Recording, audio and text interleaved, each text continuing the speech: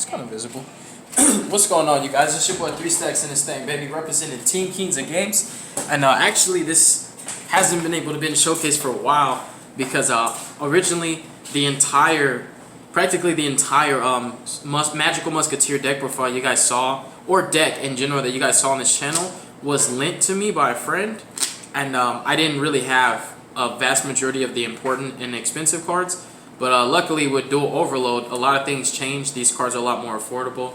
And I pulled actually 3 of the Starfires, and then I got extra Caspars too. So I was able to finish my Magical Musketeers finally. So I just had to wait for the reprints basically, ultimately. And I really like this deck. It's super fun. It's good going first. It's good going second. I feel obviously going second, Max has the value that he deserves. Going first, it's like, okay, World Legacy as Awakens is an option to summon him on your opponent's turn to get a value that way. But honestly, the deck's already decent enough going first. So it's like when you're forced to go first, when someone's like, oh, you're playing going second, I'll make you go first, you still have plays to make. But going second, the deck thrives. It's good at breaking boards. If you also consider a lot of its cards do provide good spot removal and baiting out disruptions, and the whole clause of you can only activate 1 per turn really just breaks mechanics sometimes, because a lot of the times when these cards are getting negated and you have extra copies of them or search them, you can activate it again the same turn. So the deck's just really solid going second. It's matchup specifically you want to obviously break boards, so you want to get paired against some of the better combo decks or some of the mid-range decks. You don't really want to play against a set 5 pass, but I will mind you that there are cards that can make your matchups even better, and cards like Forbidden Lance and Chalice, which still can be integrated into the deck to help you out with those kind of matchups. Like Lance is really good in general for when you're playing against back row heavy decks, so that, like, you know, your cards don't get cracked down. But Judgment's a whole nother thing. Stop the normal, it kind of hurts. So without further ado, I'm gonna go ahead and get into the deck profile. One last thing, I do have a Patreon and a PayPal, and soon we'll be having a Venmo and also a Cash App if anyone would like to donate to support my channel, help me to get better stuff, more cards, and also the decks that you see that I clearly don't have that you asked, oh, when are you gonna do this? Obviously, I will be able to get those decks, you know, but it's hard to go out of my way for people when it's like, you know, you're not really helping me to help you. So in that regard, no matter what, I'm always going to make content and do the best I can to give you guys what you're asking for. But there are limitations, and I'm not always going to be able to stop what I'm doing for just anybody. You know, I have a family, and I like having my own alone time too. So let's go ahead and hop into the deck. It's obviously my own take on it, so, you know, standard is not a thing here, so there's no, oh, you're supposed to play this, you're supposed to play that. I'm just going to show you guys my list. We have 3 copies of Starfire. Personally, this is my favorite Musketeer. The reason why I value her over Caspar is because she could be any Musketeer you want. Obviously, with her, if you want to trigger Caspar off of her effect, you will need an extra outlet to activate something, but the other beauty with this deck is it does say in the column. So if your opponent happens to have back rows already, some of the coolest things you could do is just summon your muskets in the column of that spell or trap, so that when they decide to activate it, they will give you advantage. So your grind game can be a little bit better when you play against decks that actually do set cards in their spell or trap zone. And typically, you just, when you're blind with your columns, you just want to play your muskets in the farthest left, column number 1 and 5. Not just for a pendulum matchup, but just typically people set their imperms and stuff like that in columns like that. It's just like a thing that people do. And so there's like the best columns to play them. Starfire just literally just specials a musket for your deck and defense. This deck is very straightforward in its playstyle. It's not very difficult to pilot, but when you apply a higher skill level to it, there's some pretty nutty stuff you can do. And you can also just grind really long for this with this deck. Like, actually, it does have like an infinite grind game if you're playing wilds. Magical Musketeer Wild, it just keeps you in the game. This card just acts as everything.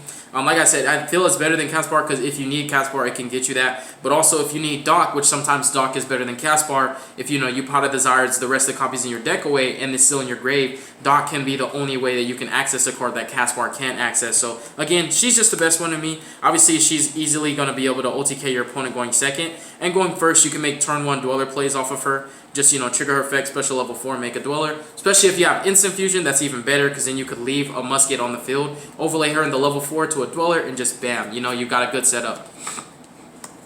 And then next up, we do play 3 copies of Caspar. Caspar, arguably, you know, some people say is the best. I just have my preferences, but they're interchangeable amongst each other. They almost do the same thing, almost. But I like the board presence. I like the value. I like having more than 1 musket, so that cards like a Kaiju or, you know, like just a spot removal that can clear it or attacking over it, you at least have another musket. Because with this deck, it's fragile with its setup and maintaining its boards, because no matter what, in order to activate your bang bangs right from your hand, you need a musket on the field, period.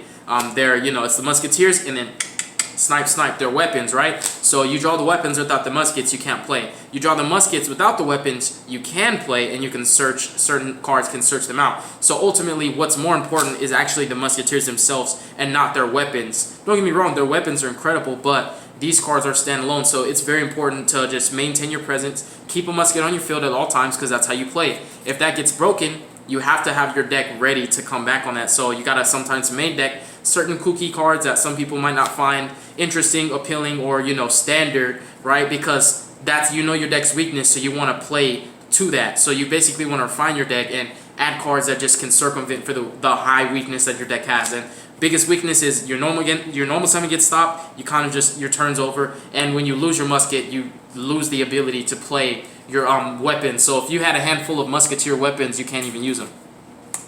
Next up, we play 3 copies of Kid Brave. Obviously, you're going to max out on the best ones, but I'm playing a higher ratio on Musketeers because the problem I've run into in the past is drawing musket cards with no Musketeers, or just drawing no Musketeers in general, and that really hurts. It really hurts a lot. Because like I said, these are more important than even Desperado and Cross-Dom. Like, you can play with these without Desperado and Cross-Dom, but you cannot use Cross-Dom or Desperado or any of those cards without these. So you want to max out on them. Kid Brave just lets you draw 2. It's just a really good trade out, especially when you have extra copies of the actual Musketeer monsters in your hand and you really don't need it at that moment. You can always bring it back off Calamities, put it back off Wild, etc. Kid Brave is just exceptional. Draw 2 every time.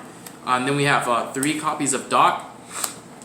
Now, with Desires being in the list, I will say sometimes Doc is going to be better for you than Caspar, because Caspar can only add from your deck.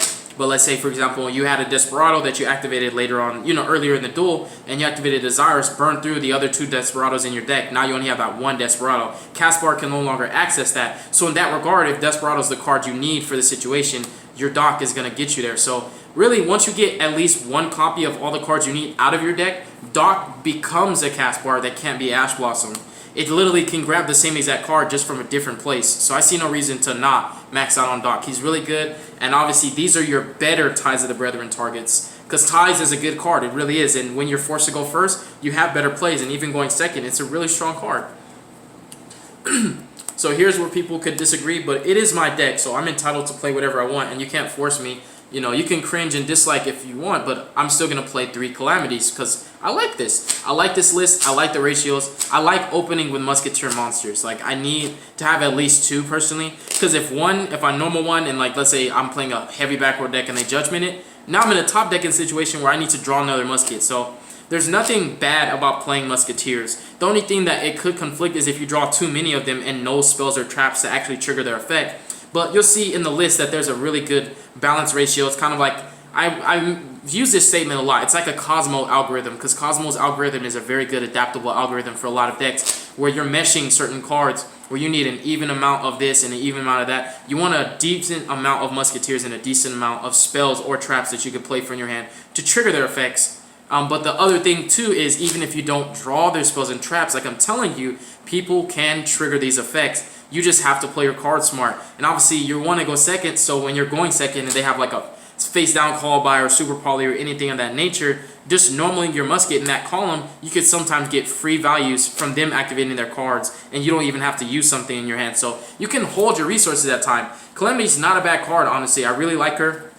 I like having multiple level 4 targets in the deck for Starfire so that Desires doesn't kill the double or nothing play. It doesn't kill Dweller possibilities. It doesn't kill your engine necessarily. And Calamity is just as good as Starfire. So remember how I was mentioning Doc is just as good as Caspar. Well, Calamity is just as good as Starfire, especially, again, when you're burning out of extra copies of stuff that you don't have anymore because it's banished face down. And outside of Desires, just when you really are going through your resources too expeditiously, Calamities can be literally Starfire. Because let's say, prime example, you've banished almost every single copy of Caspar. Let's say the only Caspar left is in your grave, the other 2 are banished. The only way you can access Caspar now is through Calamity and no longer Starfire. And these scenarios are scenarios you should prepare for. You can't just assume that you're just going to win every time and not go into a grind game. Because I believe in the grind game, and out of respect of other decks that can be good or better, you have to have your deck prepared for longevity. You can't just be like, oh, I'm going to go second and just kill him. It don't work like that all the time. It's not perfect will. So I do like 3 Calamities. And I also do like 2 copies of Wild. I like a decent amount of muskets. I don't want to play 12. I don't want to play 10. I want to play 15 or more. But I really feel like 15, especially because I'm not playing 40, I rarely do play 40 cards, that ratio wouldn't even be enough for me. Like playing 40, you can definitely play 15 or less and you have a chance, but also there's still just situations like Musketeer players can vouch. Sometimes you open all the monsters and no guns, and sometimes you open all the weapons and just no muskets. One thing I will say is with this deck, because you're going second and how powerful Max is, any magical Musketeer monster is a one-card combo. It doesn't matter if it's Caspar, Starfire, all of them make Max. Even a Wild. So even if Wild is the only card in my hand going second, and I just normal him and make a Max, that is still going to generate the same exact amount of value as any other magical Musketeer monster will. So I'm done explaining my reason for playing so many. And then I also play Zachiel because he's a beast. He really is. And that is when it starts to snowball out of control. When you're drawing cards on your opponent's in phase and just going in like that, this card's nuts. Obviously, with the steady hands, he's even more powerful because he's going to go up to 5k. He's just really good. I like him. I recommend playing him. At least that one. Try it out. And then another, finishing off the monsters, I don't like hand traps, so I don't play him. But I like this card. Archfiend is really good in this deck. It's a spicy tech. It's like, think of it this way. It can be a Ties of the Brethren target, or it can also be a free spell activation because you can scale it, which means you can summon a musket in the same column as a Pendulum Zone, scale your eccentric, trigger it, and then after you triggered the musket effect, use eccentric to pop the spell or trap that's in your way. So it's a kind of like a 2-for-1 special. You get added value off of it. It's a multi-purpose card because you could just normal summon this out of Vanity's Fiend.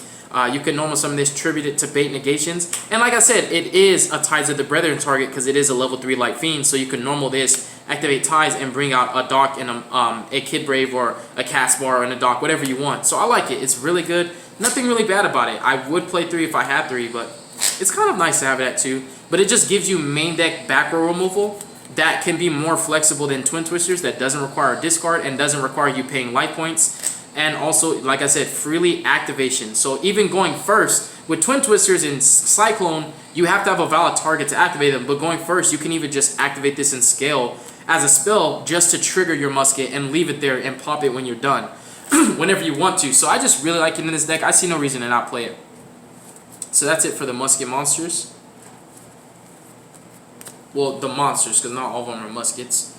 And then for spells, I do play 3 Ties. Instead of side decking the Ties, I decided to main it because there is a thing in this, like this format's kind of, it's wishy-washy. You don't really know if you're going to go first or second, right? Because there are going second decks out there and there's not just one, you know. There are quite a few decks that like to go second. There's quite a few strategies, Dino, Cyber Dragons, prime examples. You know, some people want to go second with their Spirals. You never know, dude. So really, you should never make, in this current format that we're in, like you shouldn't really make your deck like a hardcore going second, put every card in your main deck for going second. So then when you go first, you're like, I have Mind Control, Dark Ruler No More, Super Poly, and evenly matched in my hand, and I'm going first. You lost, right? You want to balance. And muskets are already good enough going second as it is. You don't really need to overkill it and throw your deck with a bunch of chunky, high key, a lot of going second cards. If you need more, you could side deck them, but I like to keep the balance. This is me, personal preference. Nobody's telling you what to do.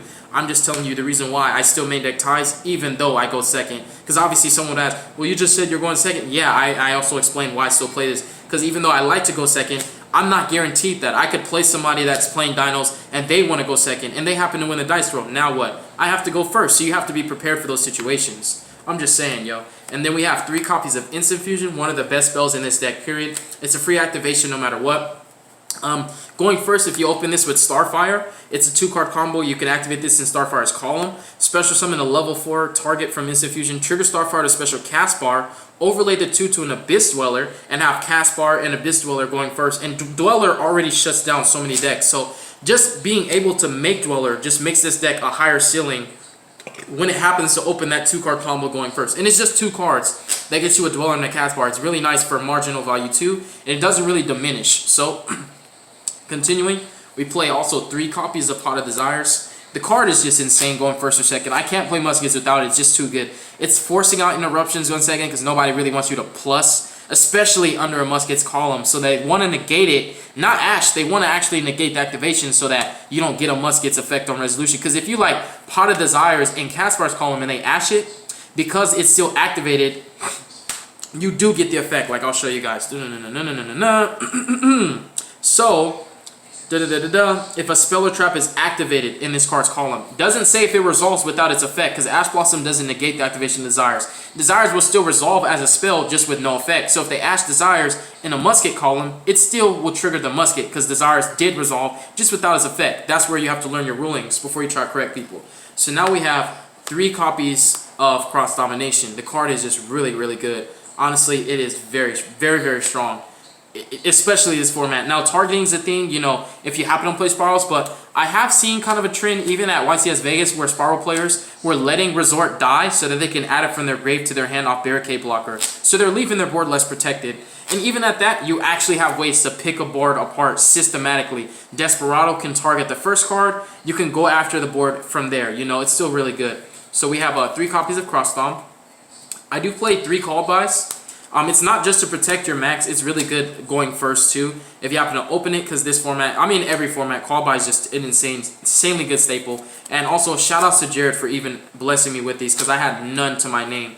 And also another spicy tech that I really like is 2 Eagle Boosters. I don't know where my third is, but high key I would maybe just keep it at 2, because we have 3 call buys and then 2 Eagles. These are 5 cards that can resolve, protect max and allow to resolve. What Eagle Booster does, because you want to go second, is if you open a Musketeer and Eagle Booster, when you summon your max, Call by the Grave cannot protect you from Chalice or Infinite Impermanence or, you know, Spiral Sleeper, for example, or anything of that nature. Appaloosa, you know, the Bowl of the Goddess, stuff like that. But Eagle Booster can. You can normal your musket, link it off in the max, right? Activate Eagle Booster in response to anything that they would use responding to the max. So if you're playing against a Spiral board and they have like Appaloosa and Sleeper and nothing that can negate a spell, you're basically making sure that max is going to resolve, and for the rest of the turn, he can't be touched. He's going to be unaffected by card effects. You know, that's pretty insane if you ask me. And also, it has interactions with Instant Fusion, where you can summon out your Thousand Eyes Restrict, target a monster to eat it. They can chain a card like Appaloosa to negate. Like if you're trying to get rid of Appo, prime example, you can chain Eagle Booster because that's in your extra monster zone, nothing in your main, and it protects your restrict.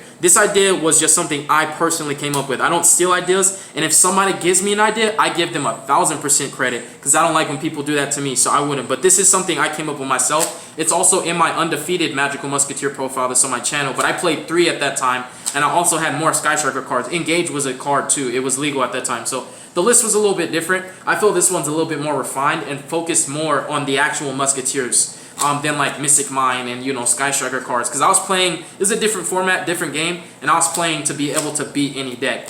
But with this, I like how it's working right now. So 2 Eagle Boosters, or I just like how the list is. And then I play 1 copy of Steady Hands. This card's actually very slept on. It's a powerful, powerful card. Because keep in mind, it doubles the attack and defense. So your cast bar can become 4,000 defense, so they can't just run it over with the Pankratops or anything of that nature. And also, your biggest main deck Musketeer being Zachiel can go up to 5,000 attack. Your Kid Brave can go up to 32. So guess what you can do?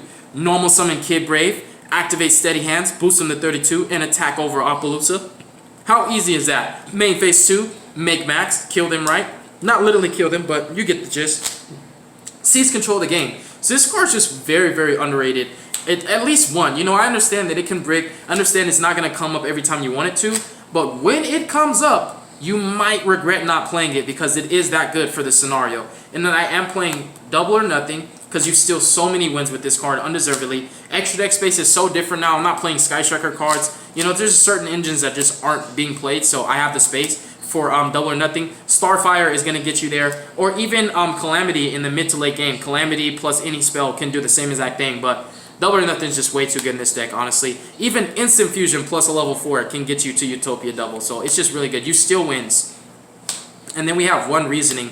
Reasoning is here because, like I said in the profile, like I don't have many cards that can counter that issue, but when you do run into that odd, like 1 out of 99% chance that you play against a deck that's like set 5 pass and they have Judgment, this can be kind of like a Captain Save-A-Ho card where your normal summon gets Judgment. You cannot chain Last Stand to Solemn Judgment. It is responding to the summon, which means we have not established that that Musketeer is on the field. Meaning you cannot stop the Judgment unless you have that 1 of Reboot, which I don't play. So I like Reasoning because if my normal summon gets stopped, typically my turn would be over, but with Reasoning, I have at least 1 chance instead of none to be able to potentially get another musket onto the field. Obviously, if they call a level right before someone drops that basically like that simple common that anybody would know. Obviously they can call the level right, but you do have different level muskets. You have level 8s, you have level 3s, you have level 4s. So there is a chance that they can call it wrong, especially, you know, like with them just kind of guessing. Like if this is one of the first cards you activate, they have to really, really guess then. But it's just a way to play after your normal summon gets stopped. Because Spiral Sleeper can hurt. If you don't have a way to stop it, you could just normal pop. Alright, it's over, right? So just reasoning just really helps. Honestly, you should play it. It's very, very useful. It's a good card. So that's going to be it for spells. And also keep in mind, reasoning's a free activation. You can just activate it. Even if you call it wrong, if they call it right, my bad, if they call it right and the monster doesn't get special, you did activate the spell. So you do get that Musket's effect. Now for Spiral, you might want to side for that, but honestly, I would recommend, like if you want to side against Spirals, just side the Dark Ruler no more. It's really easy to clear their board after that. But this deck's built more focused on other decks and all decks, not just one particular deck, because there isn't just one deck that's good right now. There's a lot of decks that are really, really good, and also with Master Rule, the revised Master Rule right around the corner, and Dual Overload being released and having access to better and different cards, we really don't know what the format's looking like, so I'm just not trying to make a hardcore anti-Spiral deck, basically.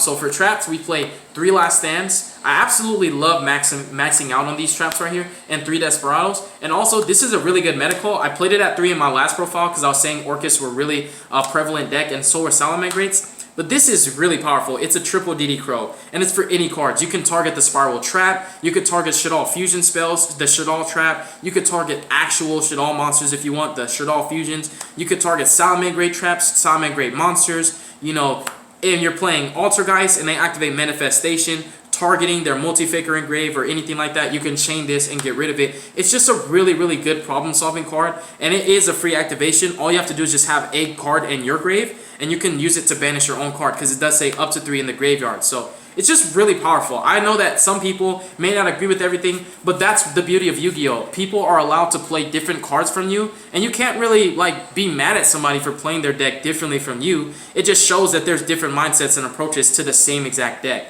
So I like this lineup right here. And I have 1 Cricket Crown and then 1 Fiendish Steel. Cricket Crown is another really, really powerful problem-solving card. It definitely does come up a lot. Like, especially if you hard drew it, just conveniently if you hard drew it, let's say.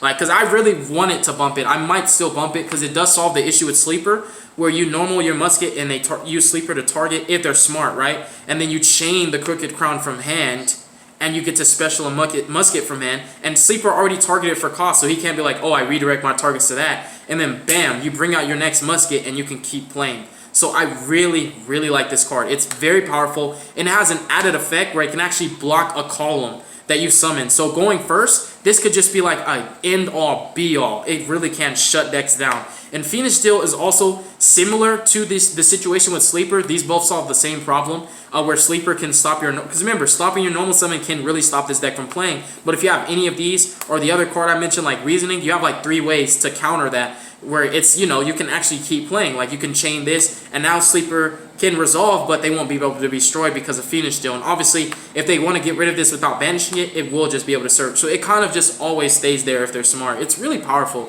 It stops your cards from being Solemn Striked. You know, you can't really be Torrential Tributed and stuff like that. It's very, very good. Even if you play Pendulums and they use Jackal King to negate and destroy, you know, negate the activation and destroy your Musketeer monster, you can chain this from hand. It will be negated, but it won't be destroyed, which means what? Link summon into max, and now they better have another negate. So it's really nice. I like this deck. It's very fun. I'm glad I finally got my Starfires and Caspars, because this deck is definitely a deck that I will keep and not trade or sell. I really want to keep it this time. I do that too much with decks that I like. I end up selling them and have to pick them back and always regret it. For the extra deck, I do play 3 max. This card is basically the reason why you want to go second. Because like I said, this deck can do either or. And without max, I would say you might want to go first, because then your deck's, the ceiling's just not as high. Because with this deck has a really cool interaction where you can have 4 cards in your hand negated, 5 cards in your hand negated, and if the 6th card you play is a Musketeer, you can link summon it to max and replace your entire hand based on the appropriate resources your opponent committed to their board and their monster or spell or trap zone. So this can really bring you right back into the game. Like, right back into the game. Especially if you just like had, oh, Desperado got negated, Cross Arm got negated, They negated the activation of Dancing Needles, and you just link in a max. Use him to search all 3 of those. I'm sorry, not all 3 of those, but use him to search, more musket cards. Basically, those 3 cards in your hand could be replaced by 3 more musket cards. So it's just really good. I'm not saying literally replace those. I'm just saying, like, he can refill your hand. That's ultimately what I'm getting at. And also just, he can be one of the best cards. And really, you want to save him for last. You don't want to just start your turn by normal make max. I've seen that happen. I'm like, bro, you don't want to play your best card first. You kind of want to save those eggs in that basket and commit to it when it's like the only thing you have left, because typically that's when all the interruptions have been wasted. And if they do have more interruptions, you have Call By and Eagle Booster, which are 5 ways to protect Max and keep them to resolve. And then next up we have Relinquish Anima. This was from Dual Overload. This in tandem with Relinquish can really help you out going second. It really helps out a lot. So when you activate Instant Fusion and summon Relinquish, Thousand Eyes Restrict, you obviously target a monster, suck it up, and then you can link it off if you want to into Anima, which is really, really cool. Sometimes you can even do this. You can actually get co-link action because this is an up-pointing arrow. So if you happen to have, like, for example, some link like Security Dragon, and you made Relinquish under it and then took a monster, then link this into that, you can just co-link the Security Dragon to then actually target something and bounce it. So because it has an up-pointing arrow, it actually does help with cards like the Nightmares, which I do play, and the Security Dragon. Because even if its effect is not useful for you, which it won't always be because it can only get a monster it points to. Sometimes that's very convoluted, sometimes that's just not possible, right? But it still has an up-pointing arrow so that you can use it to set up for other plays with your extra deck. So I like it, but just the theory behind being able to take 2 monsters with 1 card is just incredible. And just being able to have an extra resource to link it off into anything else, it's really nice. So these are the smaller links. Security Dragon is just really, really powerful. It's the bounce. It's incredible, dude. Like, it doesn't destroy like Desperado does. Sometimes Cross Dom is there, but you need to get the card away from, like, off of the field. And then obviously the Nightmares. I don't have Unicorn. I flipped it, but I'm definitely going to pick up a Unicorn again. But for now, for my non-targeting, non-destruction removal, I chose Ningirsu because it's very, very easy to make this card. When you Resolve Max, you can make it. Resolve Max, summon some muskets, activate this, activate that, get some advantage off of them, link them off into a Nightmare, co-linking it to the max, pop, draw, link the max in that into Ningirsu if you need to, and then you can use Ningirsu to send away a card like, Crooked Crown, the Fiendish Deal, and just clear a card that you naturally can't clear because the spot removal that muskets have all target. Even if a monster says, like, it can't be destroyed, right, but it can be targeted, you could cross dom it, but if it can be targeted or destroyed, in Demion, you're going to have to use this to get over it. And then you have other cards to just run it over by battle too. And then for Link 4s of choice, I chose Abomination. It's actually a very powerful card, and you are able to make it in your good hands. And so that way, even if you couldn't take care of your opponent, you can systematically pick their board apart, card for card, and then obviously during your opponent's turn, activating cards like Desperado will just immediately trigger the Abomination to just keep interacting with your opponent and hold them at bay. You don't really need this deck doesn't stop your opponent from playing, it lets your opponent play, and it tries its hardest to just beat you at your own game. So it's really a fair deck, honestly. It's not like I'm playing hand traps, trying to make the board mediocre or stop it from happening. I let you play Solitaire and try to use skill to beat you. And I play Appaloosa because other than Abomination, it's another good Link 4 to end on. Going first, it's really, really hard to make Link 4s. Honestly, I've never done it personally. But going second, it's pretty easy because Max is a card, and he can easily summon up to even 5 muskets from your deck, depending on what your opponent has. Because even the field spell, I'm sorry, no, I'm tripping. I think the field spell doesn't count. I'm getting ahead. Let me make sure, because I'm never really counted. All right, yeah, it is. Spells are traps. I want to make sure, because even the field spell's there. So I'm not saying it's possible, but you could theoretically summon even 6. But 5 typically, because, there's 5 spell or trap zones, and he's in the extra. So yeah, it's just really easier to summon Link 4s off of Max going second. And typically, because the deck can't always OTK, but it can break the board, and what you want to do is keep your opponent from re-establishing, so ending on cards like these can just really slow them down so that you can go for the win next turn. And instead of Borisword, I just chose the Utopia double package. You saw Double or Nothing already. It's a really good option. And when you go first, this is the rank 4 of choice. So you go second, you want to go for this for the kill. You go first, you want to go for this because this can actually just steal you wins undeservedly.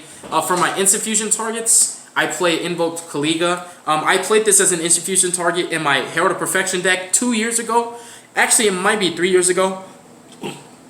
When Electromite was at 3 and Pendulums were a thing, I used to use Instant Fusion in my Herald of Perfection deck because I just really struggled with like going second with Heralds against Pilum is just tough. I would Instant Fusion out the Kaliga, bait one of their negates, and then I can't use any more. So then I would just summon Herald, and then I'd overlay this into like any rank 4 I want. And now whatever card they try to use to negate, Herald can negate that, and it just killed them all. It was really nice. But it's the same principle going second in this deck. Kaliga just turns boards off while he's there. And you only really need one activation prior before you turn this card off. It's really nice. You might want to play, if you don't have like ways to link it off all the time, you might want to play Gravity Controller because then you could just turn it off forcibly. But it's mostly there for the interactions to make Ring 4s also. But it does have that principality of just being able to, you know, turn off negates. And then this is the Restrict that I don't have. It's Thousand Eyes Restrict.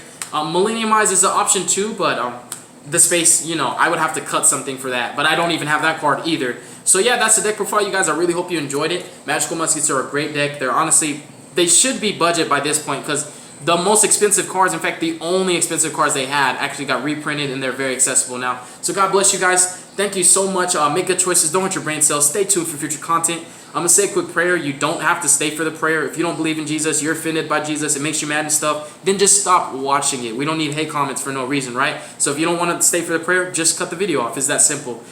So, our Father which art in heaven, hallowed be thy name, Jesus. Thy kingdom come, and thy will be done on earth, just as it is in heaven. Please give us this day our daily bread, Lord, and please forgive us of our debts as we forgive our debtors. And lead us not into temptation, Father, but deliver us from evil. For thine is the kingdom, the glory, and the power forever. In the mighty name of Jesus we pray. Amen. And thank you guys so much. I'll be coming at you guys with another deck profile soon, yo. Peace.